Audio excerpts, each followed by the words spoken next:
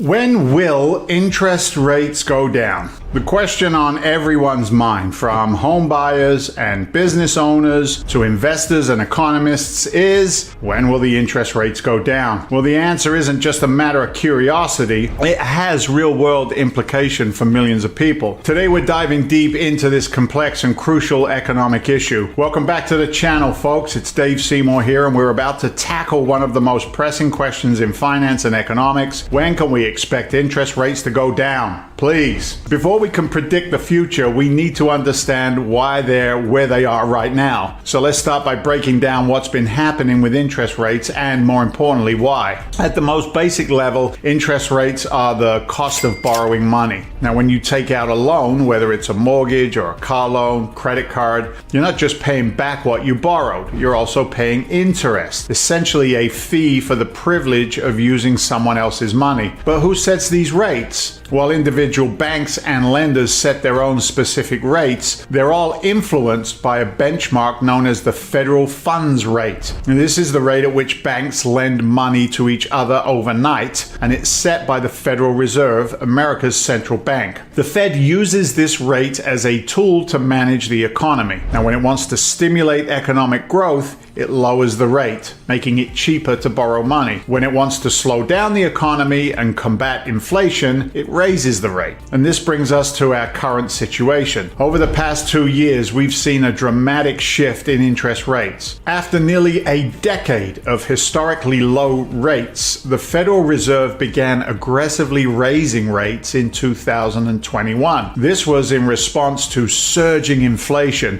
which reached levels not seen in almost 40 years. There were several reasons for this. Supply chain disruptions due to the COVID-19 pandemic, pent-up consumer demand as economics reopened, government stimulus measures that pumped money into the economy, global events like the war in Ukraine affecting energy and food prices. But why does the Fed raise rates to combat inflation? Well, it's all about supply and demand. By making borrowing more expensive, the Fed aims to slow down spending and investment, which should in turn cool the economy and reduce inflationary pressures. Now, this doesn't mean the Fed enjoys making borrowing more expensive. Their goal is to find a balance, to bring inflation under control without tipping the economy into a recession. It's a delicate dance with major implications for all of us. So, with that context in mind, let's address the big question: when will interest rates go down? The short answer is, it's complicated. The honest answer is, no one knows for sure. Even the world's top economists and the Federal Reserve itself can't predict the future with certainty. However, to predict future interest rate movements, we need to consider several key factors: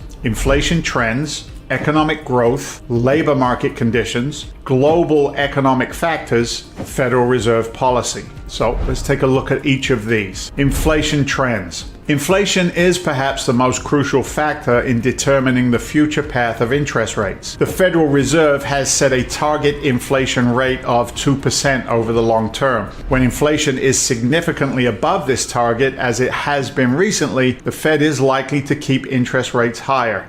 The good news is that inflation has moderated since its peak in 2022 of around 9%. However, it's still above the Fed's 2% target. The key question is, how quickly will inflation continue to fall? Some economists argue that much of the recent inflation was due to temporary factors like supply chain disruptions and pent-up demand following the COVID-19 pandemic. If they're right, inflation could fall more quickly, potentially allowing for earlier interest rate cuts. Others worry that inflation could be more persistent, particularly in areas like wages and housing costs. If this view proves correct, well, we might be in for a longer period of higher interest rates. Economic growth. The pace of economic growth is another crucial factor. The Fed aims to achieve a soft landing, slowing the economy enough to bring down inflation, but not so much that it causes a recession. Recent data has shown the US economy remains resilient despite higher interest rates. GDP growth has continued and consumer spending has remained strong. This resilience might actually delay interest rate cuts, as the Fed may feel less pressure to stimulate the economy. However, if we do start to see signs of a significant economic slowdown, that could prompt the Fed to consider lowering rates to support growth. Labor market conditions. The Fed also closely monitors the job market.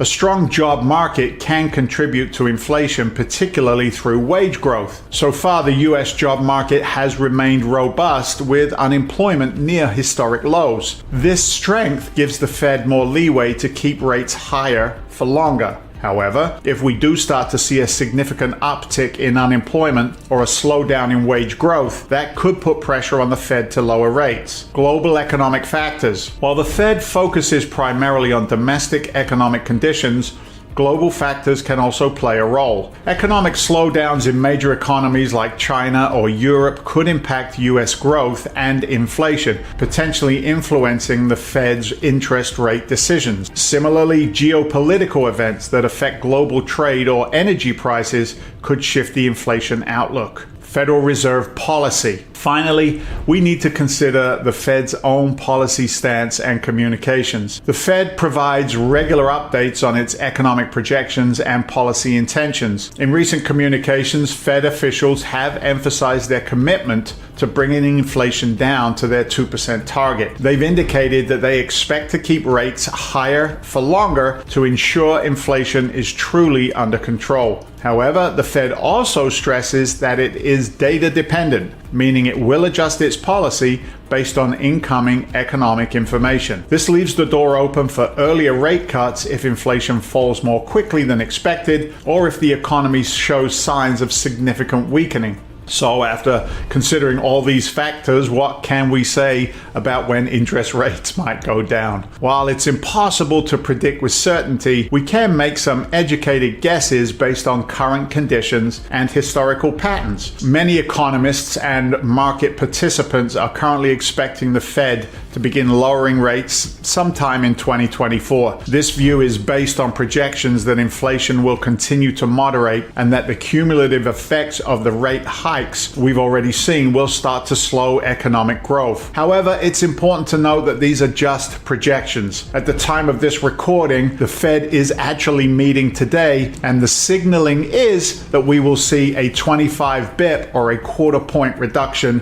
forecasted today, but we shall see. The actual timing will depend on how economic data unfolds. If inflation proves more stubborn than expected, or if the economy continues to show strong growth, rate cuts could be delayed into 2025 or beyond. On the other hand, if economic growth sharply slows or inflation drops faster than expected, rate cuts could potentially occur earlier in 2024. It's also worth noting that when rate cuts do begin, they're likely to be gradual. The Fed typically moves in small increments, often 0.25%, unless faced with severe economic downturn. So what does this mean for you, for me? If you're considering a major financial decision that's sensitive to interest rates, like buying a home or refinancing a loan, it's important to consider your personal circumstances rather than trying to time the market. While rates are higher now than they were a couple of years ago, they're still not extreme by historical standards. If a home purchase or other investment makes sense for your personal financial situation, waiting for rates to drop might not be the best strategy, especially when considering that asset prices, likely home prices, often rise when interest rates fall. Higher rates can provide opportunities for savers and investors, and high-yield savings accounts and certificates of deposit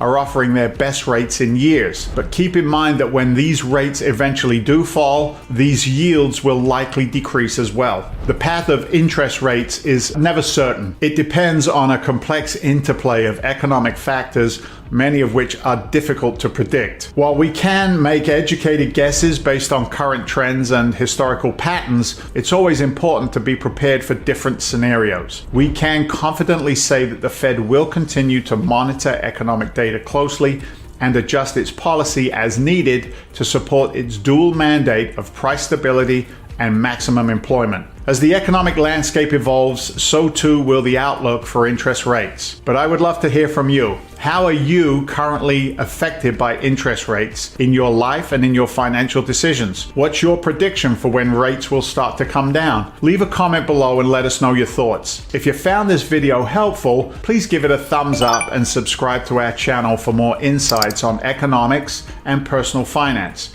And don't forget to hit that notification bell so you never miss an upload. Until next time, keep watching those economic indicators, and remember, in finance, knowledge is power.